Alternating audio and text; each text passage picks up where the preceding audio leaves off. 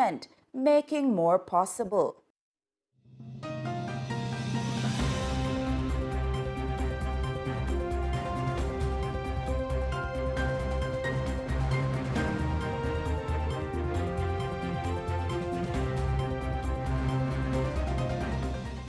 A logistics push, Cuba weighs U.S. aid, and the WHO responds to an Ebola outbreak. Good evening and welcome to CBX Business News for Friday, May 15, 2026. I'm Rashel Moncrieffe. Thanks for joining us. Coming up, Jamaica pushes to strengthen its position as a regional logistics hub with ambitions to compete more aggressively in global trade flows. Also ahead, Cuba weighs a $100 million humanitarian aid offer from the United States, even as tensions between the two countries persist.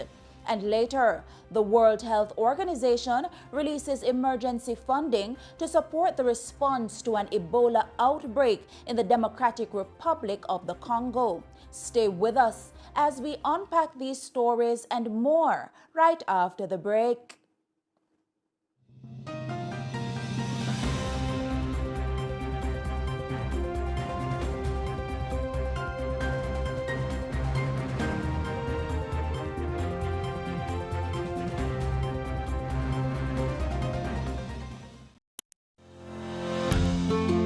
Wealth is not simply counted in dollars or cents, but in the time we spend with love, in love, giving love.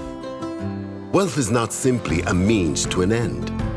It is the means to live out loud. Wealth is more than money.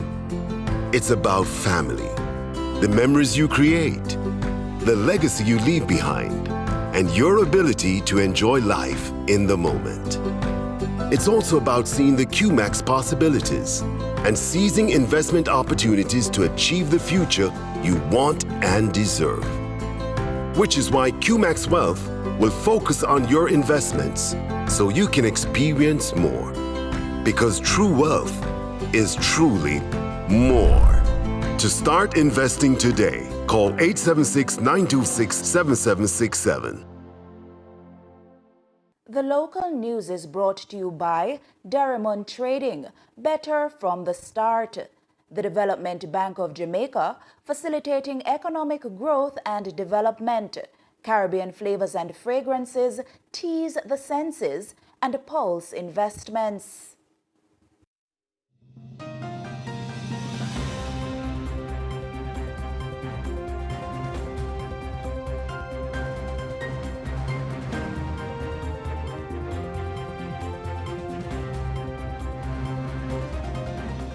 Welcome back to CBX Business News. We begin with Jamaica's push to become a leading logistics hub in the region.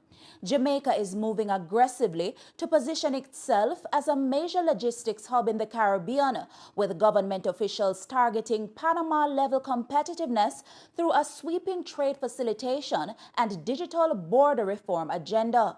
Speaking at the United Nations Conference on Trade and Development on Thursday, Chair of Jamaica's Trade Facilitation Task Force, Patricia Francis, says the push is aimed at lowering trade costs, improving border efficiency, and expanding economic activity across Jamaica.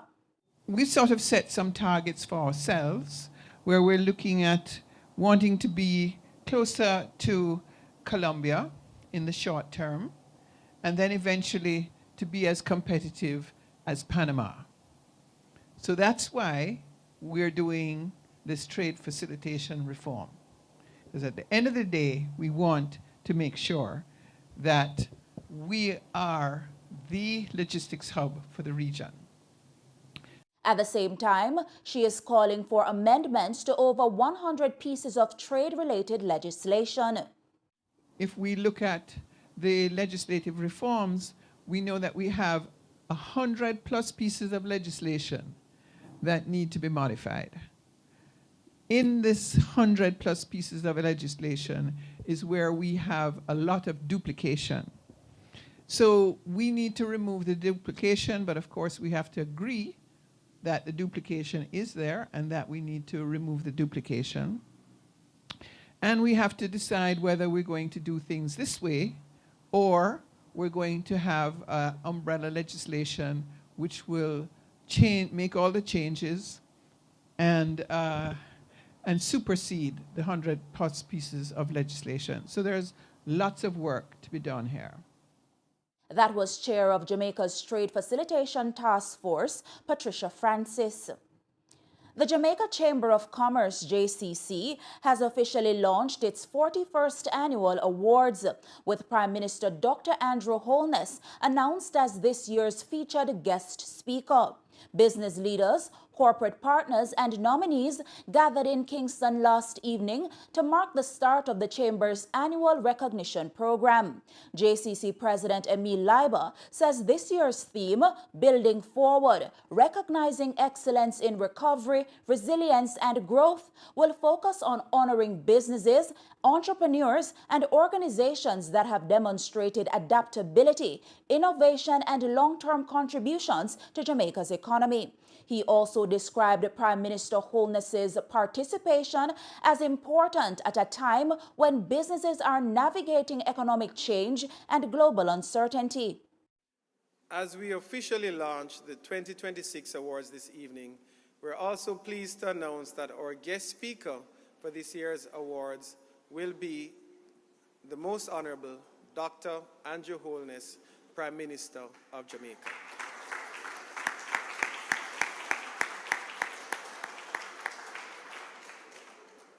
Who had to specially reorganize his schedule because there's no event more important for the Prime Minister to attend than the Jamaica Chamber of Commerce Awards dinner. So we look forward to what promises to be an engaging and inspiring address as we celebrate excellence within the Jamaican business community. Meanwhile, the JCC president is urging businesses to strengthen collaboration and build collective resilience as companies face increasing global economic uncertainty.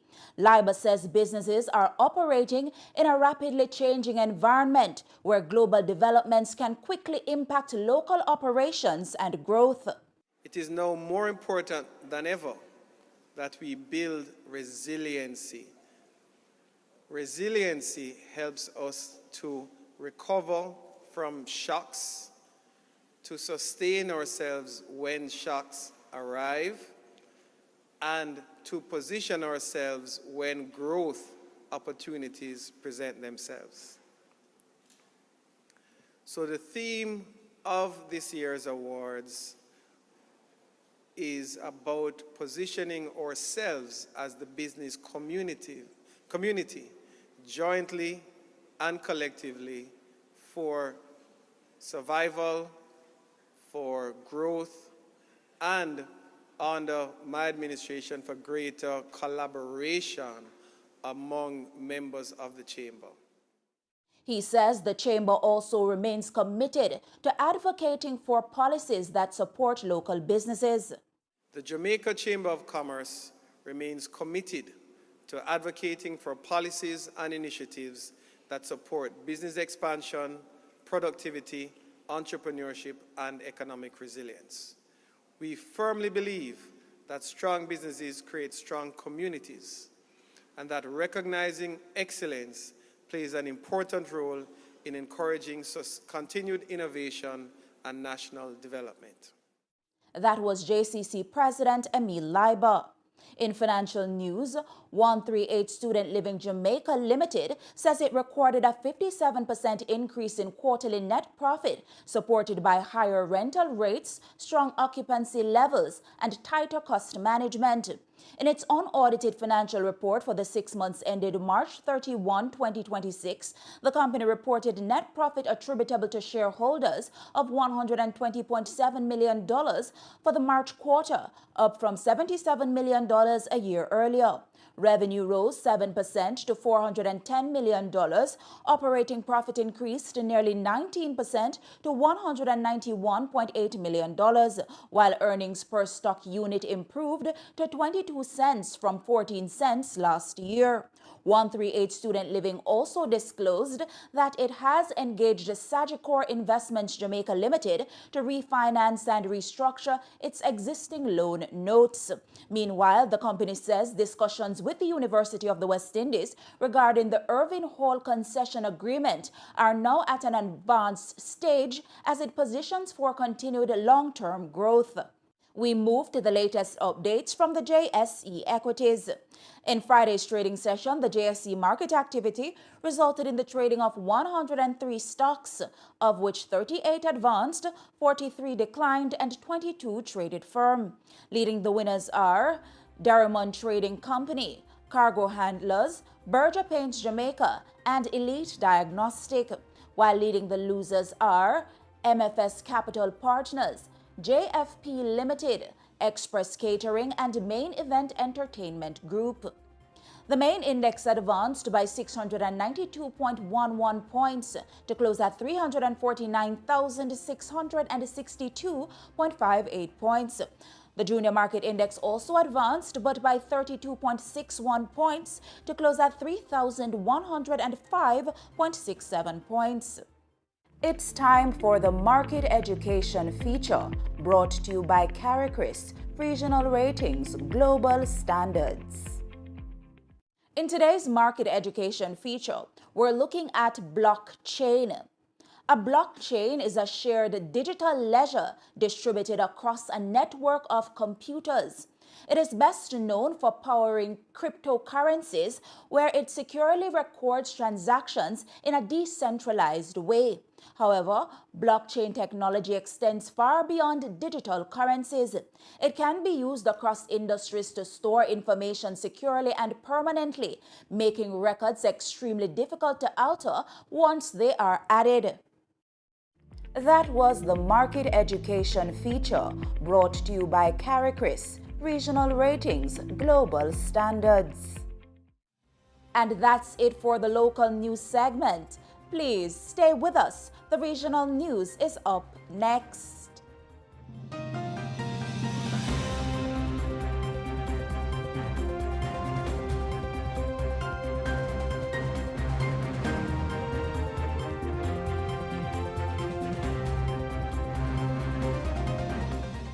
The local news is brought to you by Darrimon Trading, better from the start. The Development Bank of Jamaica, facilitating economic growth and development. Caribbean Flavors and Fragrances, tease the senses, and Pulse Investments. Caribbean Flavors and Fragrances Limited has been a part of Jamaica's manufacturing landscape for over 20 years. By crafting unique flavors and fragrances, we have become a part of your favorite household and food items, such as beverages, ice cream, household cleaners, and much more. Known throughout the Caribbean for the highest quality, we continue to innovate with strong leadership, a dedicated team with integrity. We go the extra mile for our customers. Create the next taste sensation. Contact us at 876-923-5111 or visit our website, Facebook, Instagram, or LinkedIn pages.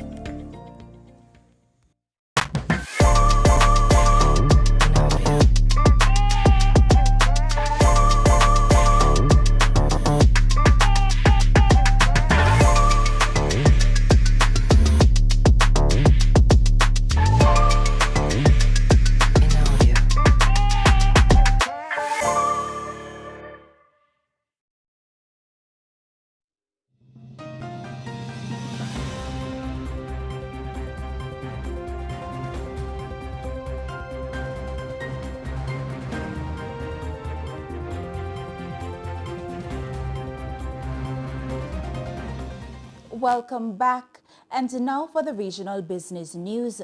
Guyana's oil boom is driving a deeper energy alliance with the Dominican Republic as both countries explore new investments in fuel security, refining, and petrochemicals.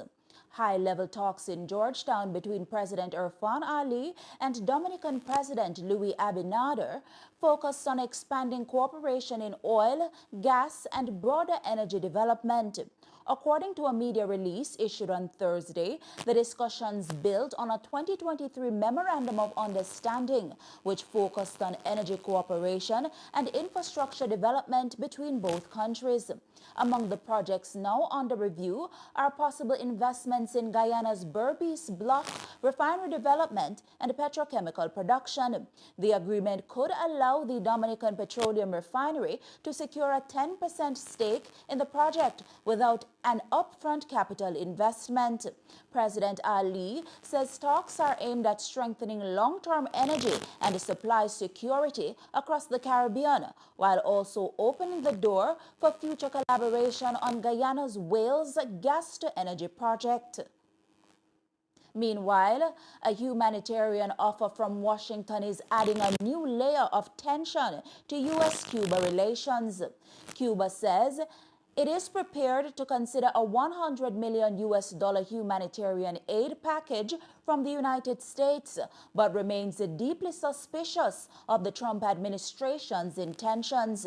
Cuban Foreign Minister Bruno Rodriguez Parrilla says Havana would review the offer provided there are no political conditions attached.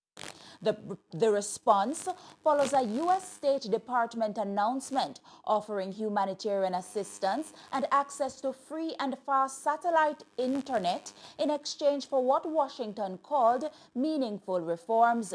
Rodriguez, however, questioned the motives behind the offer, saying Cuba hoped any assistance would not be tied to political conditions or used to take any advantage of the country's current crisis.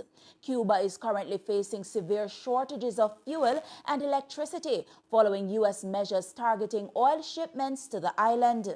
The crisis has triggered prolonged blackouts and disruptions to transportation and public services. On the other hand, President Miguel Diaz-Canel says Cuba would accept aid that meets international humanitarian standards, but described the U.S. offer as inconsistent and paradoxical, arguing that lifting sanctions would have a far greater impact. The developments come as talks between the two countries appear uncertain, despite recent confirmation that CIA Director John Ratcliffe met Cuban officials in Havana to discuss possible economic and security engagement. And the Trinidad and Tobago Stock Exchange, TTSE, is targeting small businesses as the next frontier for capital market growth.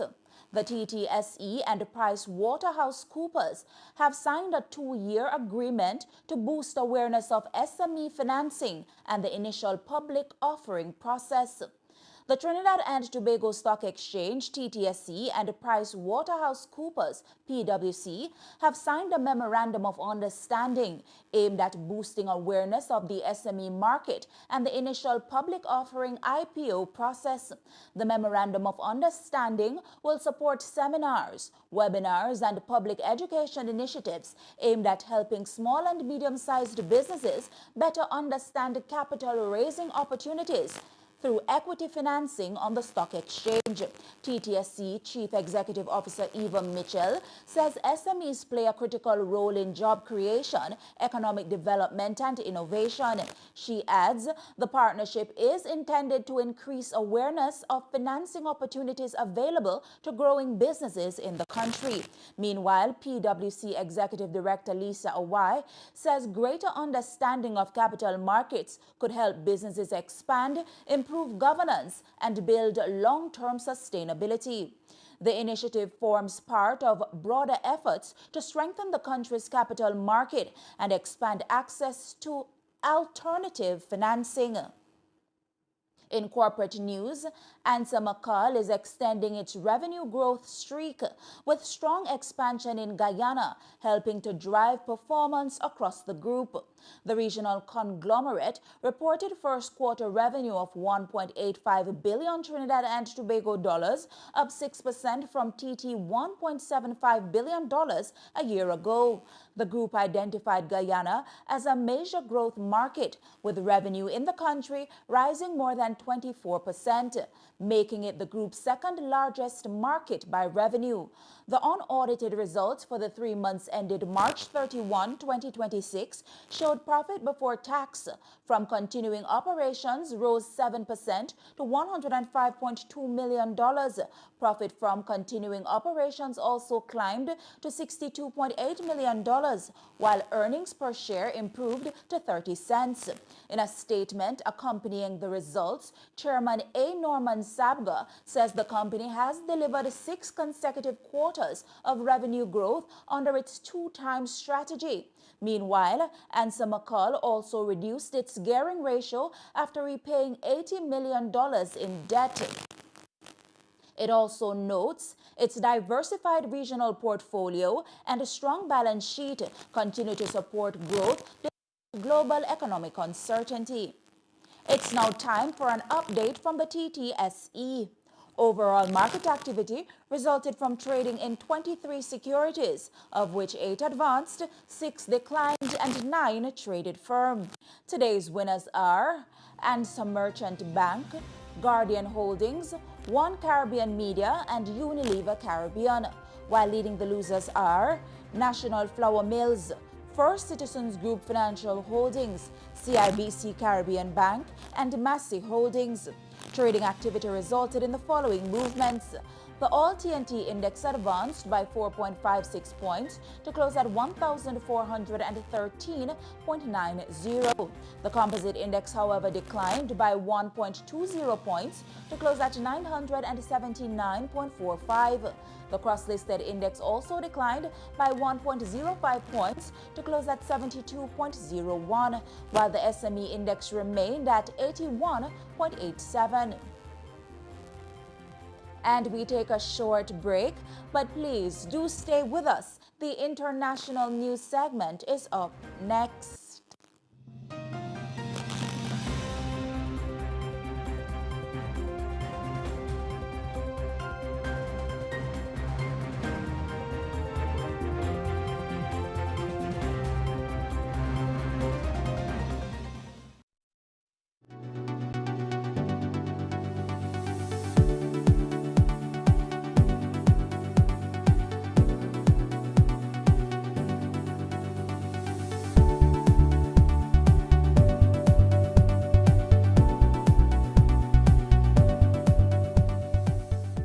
An outsider in Jamaica.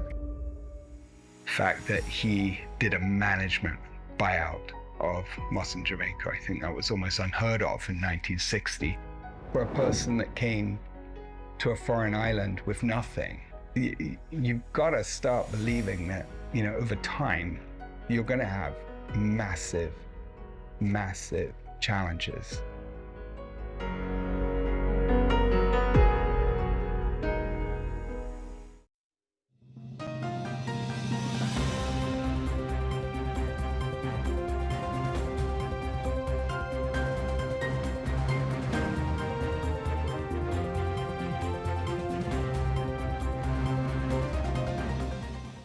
Welcome back.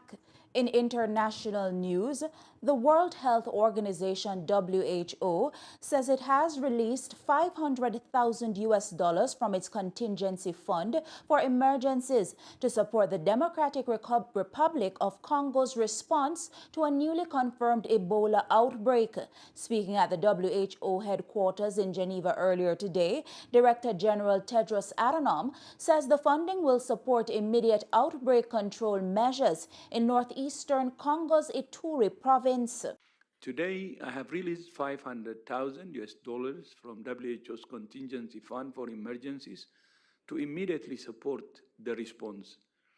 Priority actions include risk communication and community engagement, strengthening disease surveillance, active case finding and contact tracing, infection prevention and control in health facilities, expanding access to safe clinical care, and increasing laboratory testing capacity.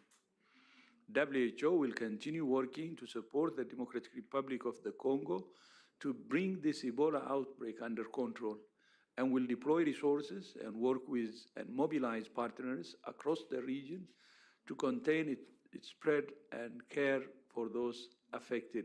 Meanwhile, the WHO is also warning that funding shortages are beginning to threaten the expansion of malaria vaccination programs across Africa. The premier global health group says financial constraints are limiting efforts to expand malaria vaccination programs across the continent, despite growing evidence that the vaccines are significantly reducing child deaths.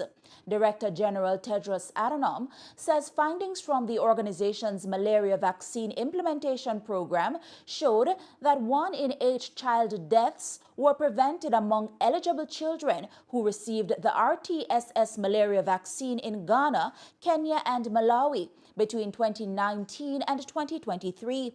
However, he notes funding constraints continue to hinder the organization's efforts to meet its true vaccination targets.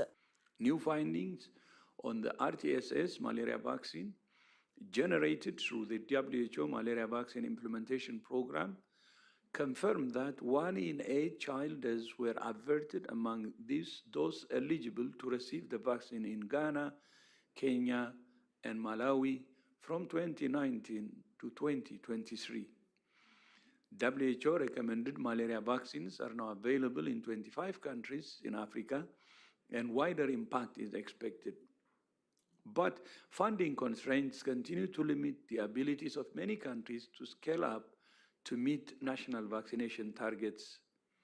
Equitable access and increased and sustained financing of immunization programs are needed to protect children and save lives. That was the WHO Director General Tedros Adhanom. And in commodities news, South America's economic activity is also showing resilience despite weakness in key sectors. Peru's economy expanded 3.21% year-over-year in March 2026, surpassing market expectations of 2.2%, though slowing from the 3.68% growth recorded in February.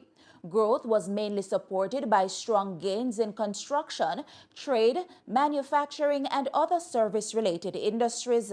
Additional contributions came from public administration and defense, accommodation and food services, business services, transportation, telecommunications, and utilities. Meanwhile, mining and hydrocarbons contracted by 4.56%, while fishing declined 12.51%. Financial services and agriculture also recorded weaker activity during the month. Overall, Peru's economy expanded 3.53% during the first quarter of 2026 and grew 3.4% over the 12-month period ending in March. Meanwhile, Costa Rica's services sector is also continuing to support economic growth across Central America. Costa Rica's economy grew 4.55% year-over-year during the first quarter of 2026, easing slightly from the 4.72% expansion recorded in the previous quarter. The country's fastest growing sectors were financial and insurance services, which expanded 7.56%, followed by construction at 6.44%.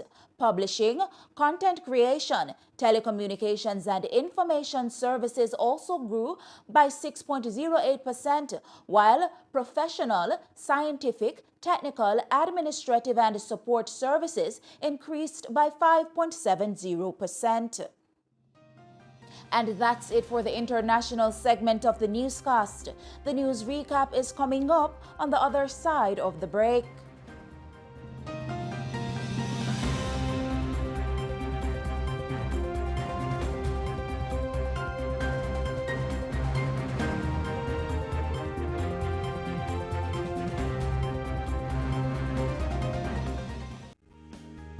Okay, I just sent the money. I'll WhatsApp you the tracking number. Thanks, Daddy. I can't wait to buy that PS5. Listen to me. Your birthday money is not just for spending. Remember what I told your mom?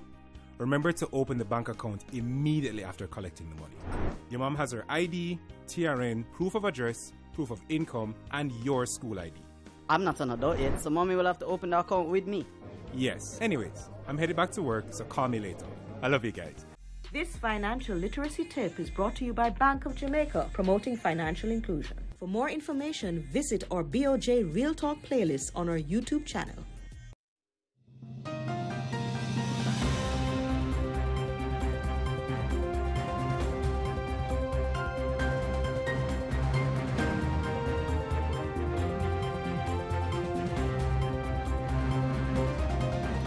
And now to recap our top stories. In the local news, Jamaica pushes to rival Panama in regional logistics trade.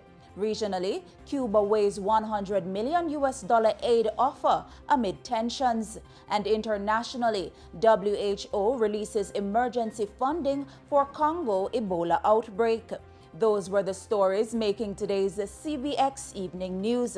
On behalf of the entire production team, I'm Rashel Moncrieffe. Thanks for watching CBX, your region, your business, your source.